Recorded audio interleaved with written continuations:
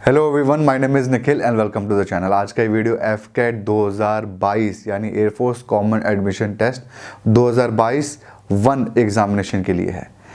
इस रिक्रूटमेंट के बारे में आपको बता दूं तो ये रिक्रूटमेंट साल में 2 बार होती है। इसके थ्रू आप एयरफोर्स में ऑफिसर बन सकते हो, पायलट भी बन सकते हो, टेक्निकल भी बन सकते हो, ग्राउंड ड्यूटी भी बन सकते हो।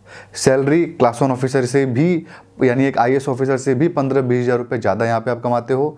80-85 हज़ार रुपये सैलरी इसके अंदर नॉर्मल आपकी मिल जाती है। और इस नौकरी के अंदर सिंगल एग्जाम है, कोई मीन्स एग्जामिनेशन नहीं है, तो बहुत ही इंपॉर्टेंट एग्जामिनेशन है। वीडियो को पूरा का पूरा देखें, एक भी डिटेल इन्फॉर्मेशन आप मिस ना करें। और हम इस वीडियो को स्टार्ट करें उससे पहले मैं आपको जैब के बारे में बता दूं। मुझे पता है उसके फॉर्म काफ़ी लोग भर चुके होंगे, जो लोग पहले से ही बैंकिंग इंडस्ट्री के अंदर हैं। जैब और कैब बहुत इंपॉर्टेंट एग्जामिनेशन होते हैं बैंकिंग के लिए, तो उसके लिए फ्री मटेरियल और मॉक टेस्ट है, जिसकी लिंक मैं आपको डिस्क्रिप्शन में दे रहा हूँ। फर्स्ट लिंक वही है, आप उसको ज़रूर क्लिक करके एक बार ज़रूर यूज़ करिएगा जैब के लिए, ठीक है। उसके अंदर आपको कोर्सेज भी हैं, वहाँ पे मॉक टेस्ट भी है और आपके पास मटेरियल भी है। तो फ्री मटेरियल और मॉक टेस्ट के लिए तो आप उसको ज़रूर एक बार रजिस्टर कर दीजिएगा। जैब के बारे में थोड़ा सा बता दूँ जिसको नहीं पता होगा, तो अगर आप किसी भी बैंकिंग इंडस्ट्री के अंदर काम कर रहे हैं, क्लर्क हैं या फिर पीओ हैं, तो आप जैब का एग्जामिनेशन दे सकते हैं। जैब के एग्जामिनेशन देते ही आप एलिजिबल हो जाओगे एक्स्ट्रा प्रमोशन के लिए, एक्स्ट्रा पेमेंट के लिए। समझ में आया आपको? जैसे कि आपका प्रमोशन 3 साल में होना था आप क्लर्क का, तो आपका प्रमोशन 2 साल में हो जाएगा। आपकी सैलरी एक इंक्रीमेंट हो जाएगी अगर आप जैब का पेपर निकाल लेते हो। कैब का निकाल लेते हो जो कि जैब के बाद होता है, तो आपका 3 साल की हो जाती है क्लर्क में और 2 साल की बैंक पीओ की आपकी इंक्रीमेंट लग जाती है सैलरी में। यानी 3 इंक्रीमेंट आप ऊपर हो जाओगे क्लर्क में, 2 इंक्रीमेंट आप पीओ में ऊपर हो जाओगे। और प्रमोशन के लिए भी जहां आपको 5 साल चाहिए होंगे, वहां पर आपको 3 साल में ही काम चल जाएगा। तो बहुत इंपॉर्टेंट ये होता है जैब। मैं आपको लिंक डिस्क्रिप्शन में दे चुका हूँ, इसका मटेरियल डाउनलोड करिए, मॉक टेस्ट देके देखिए, और आप इसमें इंटरेस्टेड होंगे तो उस कोर्स को भी जरूर परचेज कर सकते हो। तो ये हो गई हमारी बात जैब की। अब हम आते हैं हमारे एफकेट एग्जामिनेशन के ऊपर। देख लेते हैं कौन कौन से पॉइंट के ऊपर डिस्कशन करने वाले हैं। बहुत इंपॉर्टेंट पॉइंट्स हैं यहाँ पे। तो सबसे पहले हम देखेंगे नोटिफिकेशन, जिसके अंदर एलिजिबिलिटी क्राइटेरिया, एज को और टैटू को देखेंगे। इन सारी पॉइंट्स को डिस्कशन करेंगे। उसके बाद हम बात करने वाले हैं एग्जामिनेशन पैटर्न की, कौन कौन से प्रोसेस से गुजर के आपकी नौकरी लगने वाली है। एग्जामिनेशन पैटर्न के बाद हम बात करेंगे एसएसबी, जो कि एक इंपॉर्टेंट पार्ट है इसके अंदर, उसके बारे में। एसएसबी के बाद हम बात करेंगे बुक्स की, कि कौन सी बुक्स बेस्ट है इस नौकरी को क्रैक करने के लिए। यहाँ पर मैं आपको सिंगल किताब भी बताऊंगा, सिर्फ एक किताब से भी आप ये नौकरी क्रैक कर सकते हो। बुक्स के बाद हम देखेंगे सिलेबस को, सिलेबस के बाद हम देखेंगे कट ऑफ को, उसके बाद प्रीवियस ईयर पेपर्स को। प्रीवियस ईयर पेपर्स का आपको अभी बता देता हूँ, लिंक डिस्क्रिप्शन में अवेलेबल है, आप चाहो तो अभी डाउनलोड कर सकते हो, वरना मेरा ऐप से भी डाउनलोड कर सकते हो प्रीवियस ईयर पेपर्स। ऐप में थोड़ी इशू चल रही है अभी 2-4 दिन से, काफ़ी लॉग इन प्रॉब्लम हो रही है, कई प्रॉब्लम हो रही है, मुझे पता है। जल्द ही 2-4 दिन में प्रॉब्लम आपकी सॉल्व हो जाएगी। तो हमने देख लिया इंपॉर्टेंट पॉइंट्स। अब हम आ जाते हैं सीधा नोटिफिकेशन के ऊपर, स्टार्ट करते हैं वीडियो। तो सबसे पहले बात करते हैं डेट की। डेट की बात करूं तो 1 दिसंबर 2021 को इसका फॉर्म आप स्टार्ट कर सकते हो भरना। कब तक? 30 दिसंबर 2021 इस फॉर्म को भरने का आखिरी डेट है। इसके अलावा और कोई भी डेट नहीं दी गई है, बट जो आपकी फाइनल नौकरी इसके अंदर क्लियर कर दी जाएगी वो जनवरी 2023 में आपकी ज्वाइनिंग हो चुकी होगी।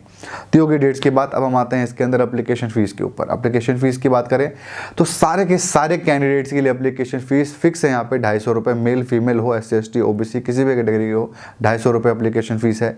अब हम बात करते हैं मेटलर्जी और NCC कैंडिडेट्स के लिए। जो लोग यहाँ पे NCC के थ्रू अप्लाई करेंगे या फिर मेटलर्जी के अंदर अप्लाई करेंगे, उनकी एप्लीकेशन फीस 0 है। इनके अलावा बाकी सबकी 250 रुपये एप्लीकेशन फीस है। तो ये हमने देख लिया एप्लीकेशन फीस। अब हम आ जाते हैं इसके अंदर पोस्ट के ऊपर। पोस्ट की बात करो यहाँ पर तो टोटल 377 पोस्ट है, जो कि ऑल ओवर इंडिया कैंडिडेट के लिए है और 5 अलग अलग तरीके की नौकरियों में डिवाइडेड है ये। एक छोटा सा पॉइंट मैं आपको बता देता हूं पोस्ट को समझने के लिए। SSC और PC का मतलब, PC मतलब परमानेंट कमीशन, SSC मतलब short service commission. Short service commission के मतलब 15 साल की नौकरी होगी, 15 साल के बाद आपको रिटायर कर दिया जाएगा बिना किसी पेंशन के। और परमानेंट कमीशन का मतलब यह है कि आप पूरे 57 ईयर्स तक सर्व करोगे और उसके बाद आपको पेंशन भी मिलेगा और उसके बाद आप रिटायर होगे।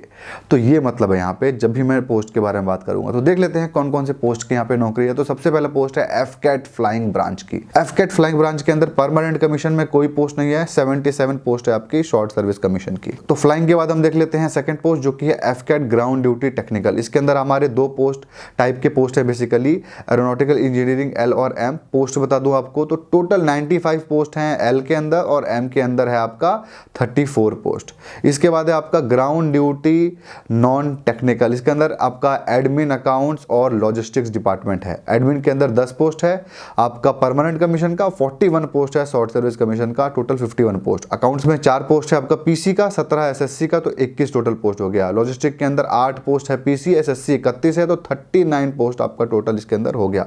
मेटलर्जी के अंदर इसके अंदर 0 पोस्ट लिखा हुआ है। 0 पोस्ट का मतलब यह है कि अभी बताया नहीं गया, ये पोस्ट डेफिनेटली इंक्रीज होगी। इसके अलावा एनसीसी कैंडिडेट के लिए बता दूं कि 10% सीट्स आपके लिए रिजर्व्ड है, मतलब आप में किसी भी पोस्ट के लिए अप्लाई कर दीजिए, आप 10% आपके लिए सीट रिजर्व होगी। तो ये टोटल आपका हो गया 317 पोस्ट पांचों को मिला के। आई थिंक मैंने पहले 377 बोल दिया था, वो गलत है, 317 आपकी टोटल यहाँ पे पोस्ट है। तो ये हमने देख ली पोस्ट की डिटेल्स। अब हम आ जाते हैं एलिजिबिलिटी क्राइटेरिया के ऊपर।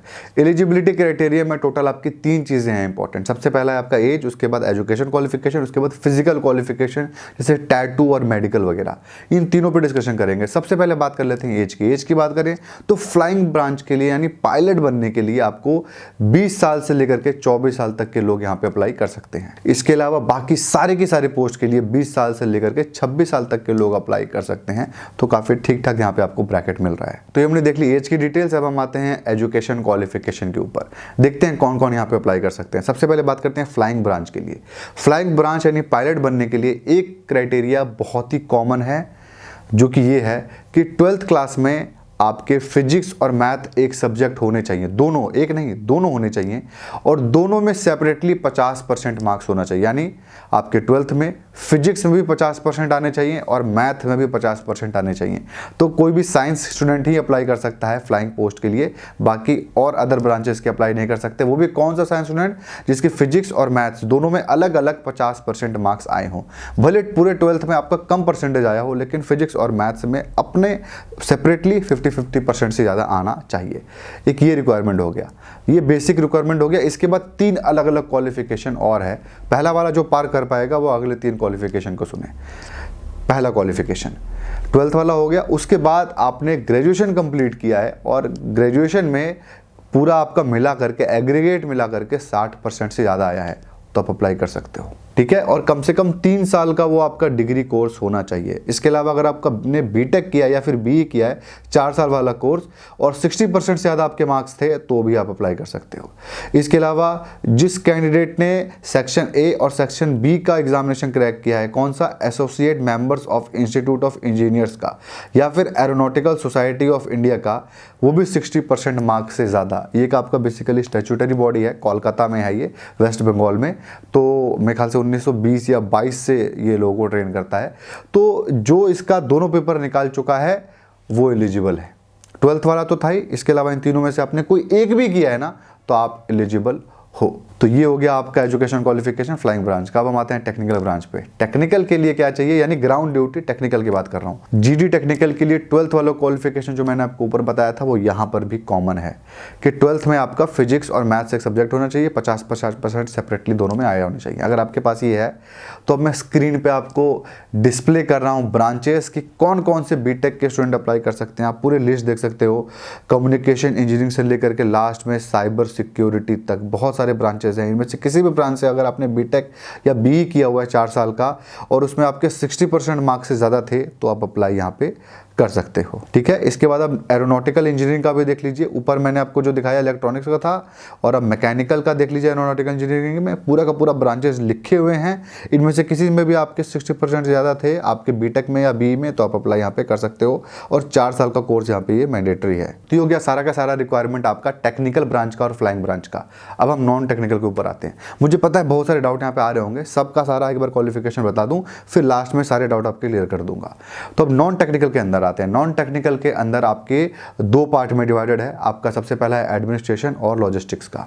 इसके अंदर कोई भी स्टूडेंट जिसने 12th पास किया है 10+2 के हिसाब से, उसके बाद उसने ग्रेजुएशन किया है किसी भी फील्ड में, और ग्रेजुएशन में 60% से ज़्यादा मार्क्स आए हैं तो अप्लाई कर सकते हो। 12th में कोई भी चीज़ों के इसके अंदर रिक्वायरमेंट नहीं है, ना ही साइंस की रिक्वायरमेंट है, ना किसी चीज़ की रिक्वायरमेंट है, ठीक है। बस 12th पास होना चाहिए 10+2 के हिसाब से, और उसके बाद ग्रेजुएशन होना चाहिए 60% मार्क्स से ज़्यादा, तो आप अप्लाई कर सकते हो। इसके बाद हम आते हैं अकाउंट्स के ऊपर। अकाउंट्स के अंदर भी 10+2 से 12th पास करके अगर आपने ग्रेजुएशन किया है, 5-6 चीज़ें मैं आपको बताऊंगा उसमें से, और आपके उस ग्रेजुएशन में 60% से ज़्यादा मार्क्स आए हैं तो आप अप्लाई कर सकते हो। एक बार लिस्ट देख लीजिए। तो सबसे पहले है बीकॉम, वो भी मिनिमम 3 इयर्स वाला। उसके बाद है आपका बीबीए, उसके बाद है आपका बैचलर ऑफ मैनेजमेंट स्टडीज़ यानी बीएमएस, या फिर उसके बाद आपने किया हुआ है बैचलर ऑफ बिजनेस स्टडीज़ यानी बीबीएस। इसके अलावा अगर आप एक चार्टर्ड अकाउंटेंट हो, कंपनी सेक्रेटरीट हो, सीएफए हो, सीएमए हो, तो भी अप्लाई कर सकते हो। या फिर आपने अगर बीएससी किया है और फाइनेंस में स्पेशलाइजेशन है आपकी, तो आप अप्लाई कर सकते हो। तो ये हो गया आपका अकाउंट्स डिपार्टमेंट का एलिजिबिलिटी क्राइटेरिया। मैं अकाउंट्स डिपार्टमेंट में फोकस करूंगा। जो लोग बीकॉम होंगे इसी पोस्ट के लिए अप्लाई करें, बाकी जगह हाथ ना मारें। अब कुछ पॉइंट्स मैं यहाँ पे क्लियर कर देता हूँ। फाइनल ईयर के स्टूडेंट यहाँ पे अप्लाई कर सकते हैं अगर 60% मार्क्स आपके नहीं आए हुए हैं अभी एग्रीगेट करके, लेकिन आपको लग रहा है आपके जो टोटल मार्क्स बनेंगे बाद में वो 60 से ऊपर होंगे, तब अप्लाई कर दीजिए, ठीक है। कोई फर्क नहीं पड़ता यहाँ पे। लेकिन आप ये समझ के चलिएगा अगर आपके 60 से ऊपर नहीं आए तो आपको ये नहीं नौकरी देंगे, ठीक है। तो 60 के ऊपर आप ये पता होना चाहिए कि आने वाले हैं। पहला डाउट क्लियर कर दिया। फाइनल ईयर के अप्लाई कर सकते हैं, अगले साल रिजल्ट आएगा, कोई बात नहीं। सेकंड पॉइंट है कोई भी स्टूडेंट जिसने 10th किया, उसके बाद डिप्लोमा किया, उसके बाद ग्रेजुएशन या फिर बीटेक किया, आप एलिजिबल नहीं हो, ठीक है। आपने 10th किया, उसके बाद डिप्लोमा किया, ग्रेजुएशन पीजी कुछ भी किया, लेकिन आपने 12th भी कर लिया था बीच में। डिप्लोमा तो किया ही था लेकिन 12th भी कर लिया था, और उस 12th के बेसिस पे आपने ग्रेजुएशन या फिर बीटेक में एडमिशन लिया था, तो आप अप्लाई कर सकते हो।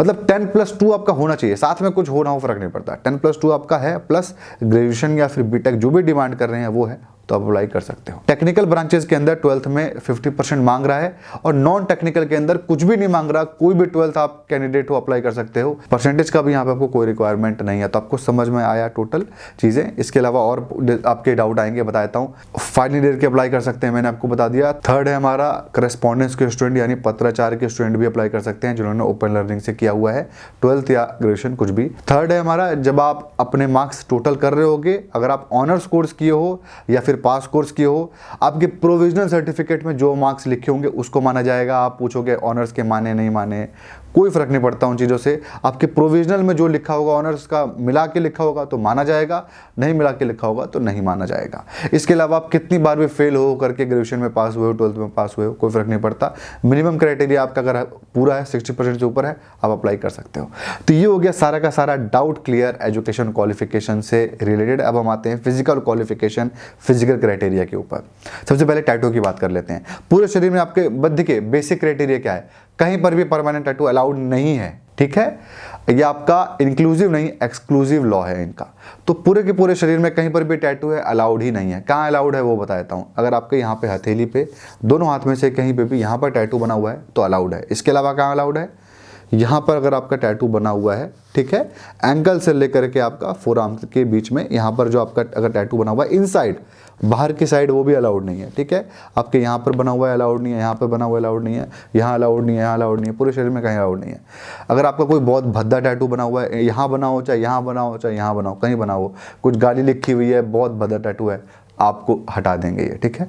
नॉर्मल टैटूज ही अलाउड हैं, छोटे मोटे बने हुए। और आप शेड्यूल ट्राइब से हो जहाँ पे आपके फेस पे या फिर गले पे, चेस्ट पे, हाथ पे, कहीं पे भी आपको टैटू बनाया गया हो, लेकिन वो ट्राइब की पहचान वाला टैटू हो, तो आप एलिजिबल हो, आप अप्लाई कर सकते हो, आपको यहाँ पे छूट दे दी जाएगी। तो ये हो गया आपका सारा का सारा टैटू से रिलेटेड डाउट।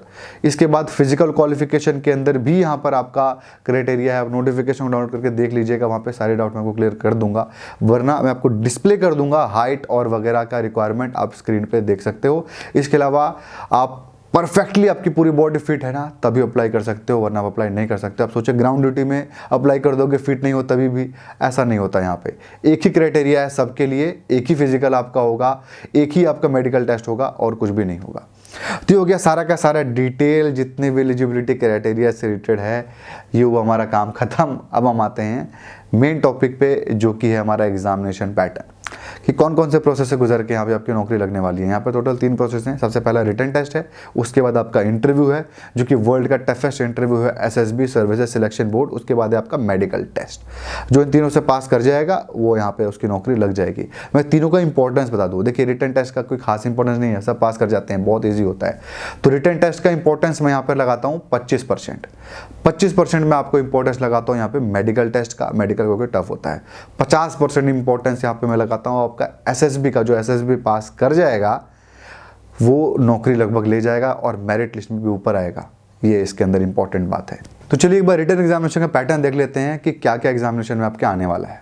तो टोटल इसके अंदर आपके 4 पेपर होंगे। तो सबसे पहला पेपर होगा जनरल अवेयरनेस का, 30 क्वेश्चन 90 मार्क्स। उसके बाद आपका होगा वर्बल एबिलिटी यानी इंग्लिश लैंग्वेज का, 30 क्वेश्चन 90 मार्क्स। उसके बाद आपका होगा क्वांट का 15 क्वेश्चन 45 मार्क्स। उसके बाद आपका reasoning and military aptitude test जिसके अंदर आपका होगा 25 क्वेश्चन 75 मार्क्स। टोटल क्या हो गया 100 क्वेश्चन 300 मार्क्स सॉल्व करने के लिए मिलेगा आपको कम्युलेटिव 2 घंटा यानी 120 मिनट। सेक्शन वाइज नहीं होगा, कम्युलेटिव आपको इकट्ठा टाइम दे दिया जाएगा 120 मिनट, जिसमें आपको पूरा का पूरा पेपर सॉल्व करना होगा। और ये पेपर कोई ऐसे आईबीपीएस या एसएससी बड़ी संस्था नहीं लेती है, एयरफोर्स खुद ही ले लेती है। तो बहुत नॉर्मल लेवल का पेपर होता है। खुद ही आप देखोगे एयरफोर्स के ऑफिसर्स वहाँ पे होंगे जो आपका एग्जामिनेशन सेंटर में भी आपको दिखेंगे। तो कोई बहुत ऐसी बड़ी रिक्रूटमेंट नहीं है, सही बताऊँ तो। नौकरी तो बहुत बड़ी है, देश की सबसे बड़ी नौकरी है, but examination point of view से कोई बहुत बड़ी बात यहाँ पे नहीं है। तो यहाँ पे नेगेटिव मार्किंग की बात कर दूं तो 1/3 नेगेटिव मार्किंग है और अनअटेम्प्टेड क्वेश्चन का कोई भी नेगेटिव मार्किंग नहीं है। तो ये हमने देख लिया एफकेट का रिटन टेस्ट। ये जितना भी टेस्ट मैंने आपको बताया ना, ये सारा ग्राउंड ड्यूटी के लिए, टेक्निकल नॉन टेक्निकल सारे पोस्ट के लिए ये कॉमन टेस्ट है। इसके अलावा एक पेपर आपका और होगा, किसके लिए होगा, वो सिर्फ और सिर्फ टेक्निकल एंट्री के लिए होगा। जो लोग बीटेक अप्लाई कर रहे हैं ना एरोनॉटिकल इंजीनियरिंग के लिए, उनके लिए एक पेपर होगा 150 मार्क्स का। और उस 150 मार्क्स में आपको अपने टेक्निकल नॉलेज का टेस्ट होगा। कोई बहुत हार्ड एंड फास्ट नहीं होगा, जो आप सिलेबस में पढ़े होगे वही होगा। तो हमारा पहला हो गया एफकेट का पेपर। उसके बाद ईकेटी का पेपर जो कि सिर्फ और सिर्फ बीटेक वालों के लिए होगा। मतलब बीटेक आप हो और अकाउंट्स के लिए अप्लाई कर रहे हो तो नहीं होगा, बीटेक हो और बीटेक की नौकरी के लिए अप्लाई कर रहे हो तो आपका ईकेटी का पेपर होगा, ठीक है। और एफकेट एग्जामिनेशन के लिए मॉक टेस्ट बहुत ज़रूरी है। आप सोचोगे कहाँ से दें, तो मेरी खुद की वेबसाइट है novarnikhil.in। 55-56 हज़ार लोग वहाँ पे पहले से रजिस्टर्ड है, पहले से उस मॉक टेस्ट को दे रहे हैं।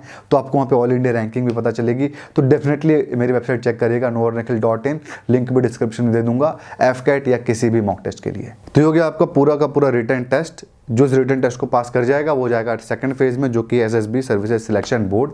ये देश का सबसे बड़ा इंटरव्यू है, देश का नहीं पूरे वर्ल्ड का सबसे बड़ा इंटरव्यू है।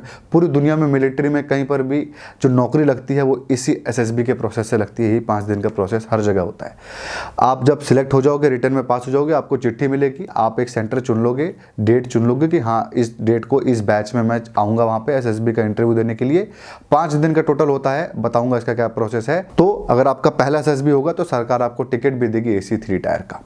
अब 5 दिन का प्रोसेस देख लेते हैं। अगर आप सिलेक्ट हो जाते हो, वहां पहुंचते हो, पहले दिन होता है आपका स्क्रीनिंग टेस्ट। स्क्रीनिंग टेस्ट के अंदर ही 75 से 80% बच्चे छट जाते हैं। स्क्रीनिंग टेस्ट में आपका रीजनिंग का पेपर होगा, 2 पेपर होते हैं। उसके बाद आपका होगा picture perception and description test, PPNDT। मतलब पिक्चर धुंधली सी होगी, उसका आपको एक स्टोरी बनानी पड़ेगी। अगर आप उसको पास कर जाते हो, रीजनिंग का पेपर पास कर जाते हो, तो आप वहाँ पे 5 दिन रहोगे, 5 दिन के प्रोसेस के मजे ले पाओगे। एल्स आपको पहले दिन ही निकाल दिया जाएगा।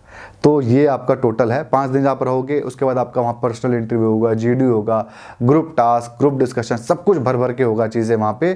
तो जो इन 5 दिन को अगर पास कर जाते हो तो आपको चेस्ट नंबर जो मिला होता है, वहाँ पे चेस्ट नंबर मिलता है 20, 25, 30 कुछ लिखा होता है, वहाँ पे प्लस लिख जाएगा। यानी ये एसएसबी पास कर चुके हैं, ये जाएंगे अब मेडिकल देने के लिए। वहाँ से तुरंत आपको भेज देंगे मेडिकल के लिए। मेडिकल आप पास कर जाते हो, आप घर पे आराम करिए, मेरिट लिस्ट का वेट करिए, सिलेक्ट हो जाते हो तो आपकी नौकरी लग जाएगी। तो ये हो गया टोटल आपका प्रोसेस इस नौकरी का, ठीक है। आई थिंक कोई डाउट इसके अंदर आपको नहीं बचा है।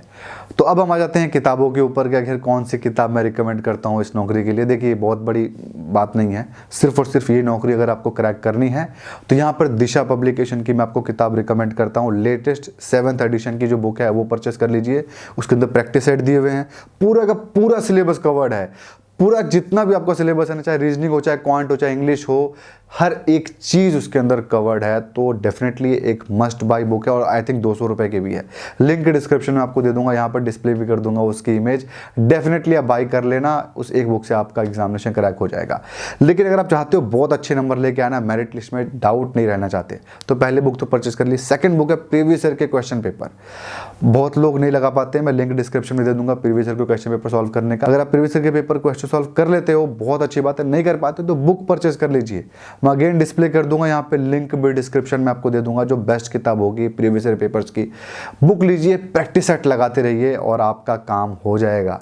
ये 2 बुक को परचेस कर लीजिए, आप इस एग्जामिनेशन को क्रैक कर लोगे, मैं गारंटी देता हूँ। थर्ड हमारा, अगर आप मॉक टेस्ट देना चाहते हो तो मेरा वेबसाइट है nuvarnikhil.in। 55-56 हज़ार लोग पहले से वहाँ पे रजिस्टर्ड है मेरे चैनल से, बहुत अच्छे से वहाँ पे मॉक टेस्ट दे रहे हैं। और मुझे लगता है इंडिया में उससे सस्ता मॉक टेस्ट कोई देता नहीं है। एक बार आप परचेस कर लिए तो 99 या 140 रुपीज़ का है, तो सारे के सारे एग्जामिनेशन आपके मॉक टेस्ट खुल जाते हैं वहाँ पे, सारे के सारे एग्जामिनेशन के। और जो नए आएंगे वो भी खुलते रहेंगे, सब खुल जाते हैं, तो आप उसको देख सकते हो। इसके अलावा आप सिर्फ एफकेट का देना चाहते हो तो वो भी आई थिंक शायद 60 रुपये की 90 रुपये में ही है मॉक टेस्ट, आप वो भी दे सकते हो। मेरी वेबसाइट है nuvarnikhil.in, लिंक भी डिस्क्रिप्शन में आपको दे दूंगा। तो की किताबों की बात, अब हम आ जाते हैं हमारे सिलेबस के ऊपर, देखते हैं इसके अंदर क्या क्या पूछेगा। तो सबसे पहले देखते हैं इंग्लिश का सिलेबस। तो इंग्लिश में आपका सबसे पहला है कॉम्प्रिहेंशन, उसके बाद error detection, sentence completion, fill in of correct words, synonyms, antonyms and testing of vocab, उसके बाद आइडम्स एंड फ्रेजेस। ये हो गया आपका इंग्लिश का। उसके बाद जनरल अवेयरनेस का history, geography, civics, politics, current affairs, environment, basic science, defence, arts, culture, sports etcetera. उसके बाद आपका क्वांट, जिसमें है decimal fraction, time and work, average, profit and loss, percentage ratio, proportion, simple interest, time and distance, train, boards and streams. उसके बाद है आपका reasoning में आपका वर्बल एंड स्पेटियल एबिलिटी। इसके अंदर वर्बल नॉन वर्बल दोनों बेसिकली आएंगे। और इस सिलेबस कोई बाहर से नहीं आया हुआ है, ये नोटिफिकेशन के अंदर ही दिया हुआ है, तो अपनी सारी तैयारी इसी के हिसाब से करिएगा। बहुत छोटा सिलेबस है लेकिन कट ऑफ ठीक ठाक जाता है, बात करेंगे उसके ऊपर भी। तो हमने सब कुछ देख लिया सिलेबस में, अब आ जाते हैं कट ऑफ के ऊपर। देख लेते हैं कट ऑफ क्या रहा है पहले का। तो आपको सारा कट ऑफ दिखाता हूँ। एफकेट 2 2021 का जो कट ऑफ था 157 था 300 में से, और 18 कट ऑफ था ईकेटी का। एफकेट 1 2021 का 165 कट ऑफ था। आप देख सकते हो पूरा स्क्रीन के ऊपर 150, 60, 65 ऐसा ही आपका कट ऑफ रहा है। तो इस साल कितना होगा लेके चलिए 160, तो मिनिमम आपका कट ऑफ जाएगा ही जाएगा। इस बार 165 तक भी जा सकता है, कोई बड़ी बात नहीं है। तो ये हो गया हमारा cut off. Previous year papers का मैं आपको बता दिया, लिंक डिस्क्रिप्शन में अवेलेबल है, आप चाहो तो डाउनलोड कर सकते हो। आई थिंक सारे डाउट मैंने आपके क्लियर कर दिए हैं। तो बस यही था आज के वीडियो में। आई होप आपको इस वीडियो से फायदा मिला होगा। अगर आपको इस वीडियो से फायदा मिला तो आप इस वीडियो को लाइक जरूर करें, कमेंट करें अपने डाउट को, और अगर आपको ऐसे और वीडियोज़ देखने होंगे तो आप इस चैनल को भी जरूर सब्सक्राइब करें। Thank you.